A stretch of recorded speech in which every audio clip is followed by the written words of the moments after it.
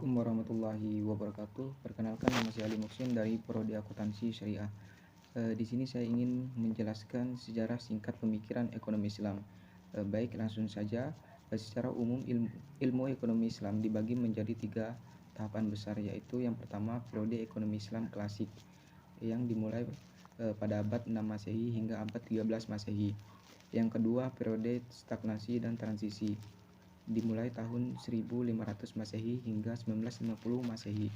Dan yang ketiga fase kebangkitan kembali dimulai pada tahun 1950 Masehi hingga sekarang. Mari kita bahas dari fase pertama sampai fase yang ketiga.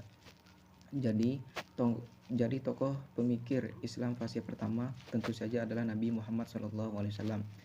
Beliau memberikan contoh langsung bagaimana ekonomi Islam bekerja dalam hal perdagangan. Misalnya beliau dikenal sebagai pedagang yang jujur, adil, dan hal-hal tersebut menjadi kerangka pemikir ekonomi Islam yang kemudian dikembangkan oleh generasi selanjutnya.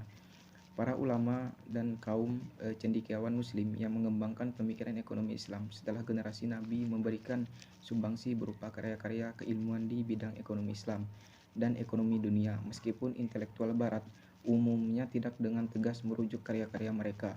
Lalu di fase kedua, yaitu fase stagnasi. Ekonomi Islam mengalami fase stagnasi atau bahkan kemunduran. Penyebab kemundurannya adalah dikarenakan beberapa faktor seperti ketidaktegasan intelektual barat dalam merujuk karya-karya cendekiawan muslim tentang ilmu ekonomi. Selain itu juga karena pemikiran ekonomi Islam redup akibat penjajahan.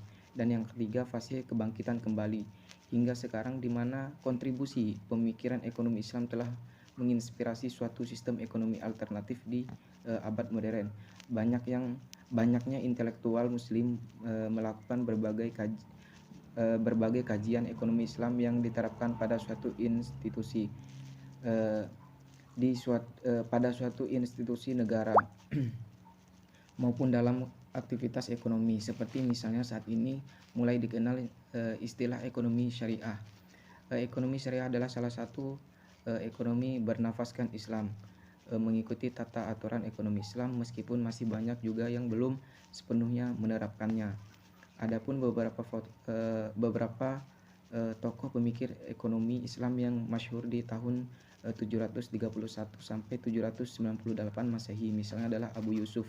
Abu Yusuf kemudian dikenal sebagai tokoh pemikir ekonomi Islam yang meletakkan prinsip perpajakan di dunia. Nama Al-Ghazali juga dikenal luas sebagai salah satu tokoh Islam terkemuka yang turut berkontribusi dalam bidang ekonomi Islam, meskipun beliau lebih dikenal sebagai tokoh filosof muslim dan ahli tasawuf.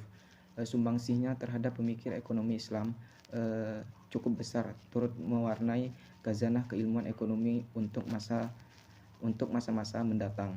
Selain itu, tokoh pemikir ekonomi Islam lain yang terkenal adalah Ibnu Taimiyah yang hidup pada 1263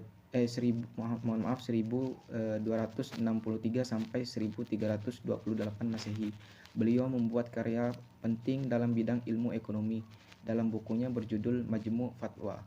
Buku itu menjelaskan mengenai mekanisme pasar dan harga.